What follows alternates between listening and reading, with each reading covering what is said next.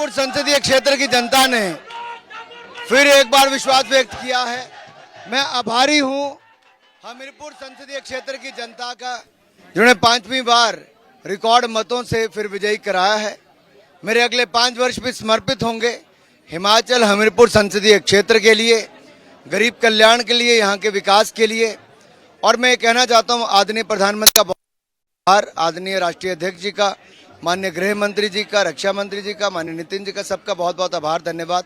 जो पार्टी के वरिष्ठ नेताओं ने अपना आशीर्वाद मुझ पर दिया है और आगे भी देंगे, इसके लिए मैं उनका बहुत बहुत आभार प्रकट करता हूं।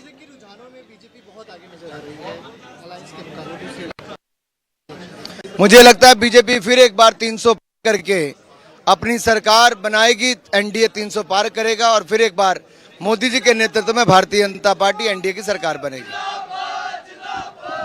चुनाव के बाद आज परिणामों के साथ ही स्थिति साफ होने लगी है। हालांकि अभी 102 घंटे के बाद स्थिति पूरी तरह स्पष्ट हो जाएगी। हमारे साथ बातचीत करने के लिए पूर्व मुख्यमंत्री हरीश रावत जी हैं, आप वरिष्ठ कांग्रेस नेता भी हैं। रावत जी, कैसे देखते हैं, पूरे देश की हित में बात करूं, इन परिणामों को? जो माहौल बनाया जा रहा था ये एक तरफा है, तो एक तरफा तो कहीं नहीं है। जहाँ एनडीए आगे भी दिखाई दे रही है वहाँ बड़ा क्लोज कंटेस्ट है। मतदाताओं ने ऐसा नहीं एनडीए को हराने के लिए वोट दिया है, नहीं तो जिस प्रकार से प्रचार किया जा रहा था 400 के पार, तो ये तो भारी बहुमत से जीतने चाहिए थे, लाखों के बहुमत से जीतने चाहिए थे, और इनको हजारों के लाले पड़ रहे हैं, तो इसका सीधा अर्थ है कि जनता का ने, जो हम पहले से कह रहे थे कि परिवर्तन का मान बनाया था, परिवर्तन के लिए वोट दिया। अब वो कितना तक वो सार्थक होता है वो देखना है। तो रावत जी, फिर ये कैसे इस प्रकार से एक धारणा बनाई गई कि सब कुछ एक तरफा है, परंतु जनता के मन में कुछ और था? क्या विपक्ष को भी ये पूरी तरह पता था कि ऐसा ही है? नहीं, हम लोग इसीलिए कह रहे थे कि ये जो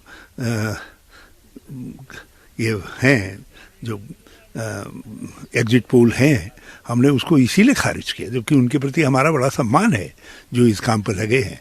लेकिन हमको लगा कि उन्होंने जो है जिस धारणा पर बनाया है कहीं न कहीं गलत कर रहे हैं।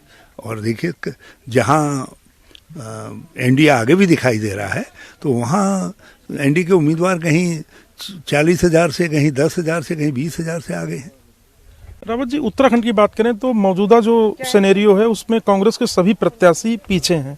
क्या लगता है थोड़ा इंतजार करना चाहिए या यहाँ 5-0 है? मेरी समझ से इंतजार करना चाहिए, क्योंकि मुझे उम्मीद है कि हरिद्वार में हम बहुत क्लोज कंटेस्ट में आएंगे।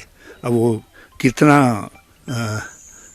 इस देहरादून से कितना मत उनको मिलता है भाजपा को, उस पर निर्भर करेगा। हरिद्वार में हम बहुत क्लोज कंटेस्ट में। तो आप थे पूर्व मुख्यमंत्री हरीश रावत जी, जिन्होंने साफ कहा है कि उत्तराखंड में हरिद्वार लोकसभा सीट में जो कांग्रेस है वो बहुत कड़े मुकाबले में, हालांकि भी थोड़ा इंतजार करना होगा। कैमरा सहयोगी अंजीत के साथ सुदीप जैन, न्यूज़ 1 इंडिया, देहरादून।